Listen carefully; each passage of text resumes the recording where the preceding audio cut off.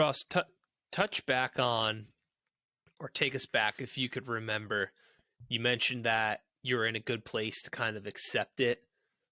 Can you remember what your training looked like prior to getting your hands on this? Or were you starting to go down the, as Blair just mentioned, the the neurological path?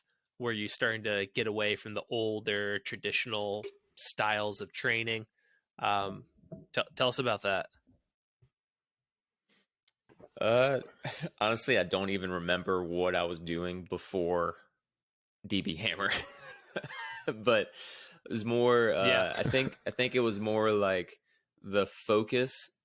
What what is my reasoning behind what I'm doing? So now everything that I'm doing is going to be based around what is it doing to the nervous system, but also like energy Hmm. system development.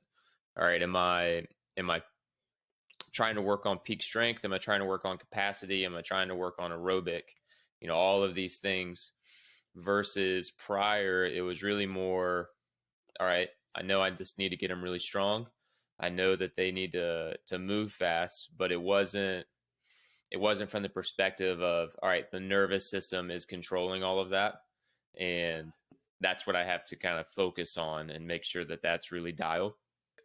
I mean, beforehand, it was definitely more, if I could compare it to anything, it was definitely more like percentage based from like the system with the different, hey, I'm going to hit Yeah. X number of reps this week, blah, blah, blah. And you're going about it that way. That would have been the most recent before that. Um, but yeah, I've been so far shifted that I barely remember what I was doing prior, but it was certainly closer to the system percentage based.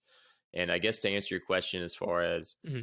being ready to receive said information, is by having enough general and random information from other coaches and other places, whether it's jumping, sprinting, lifting, and you're kind of seeing what different coaches are doing and what different people are talking about.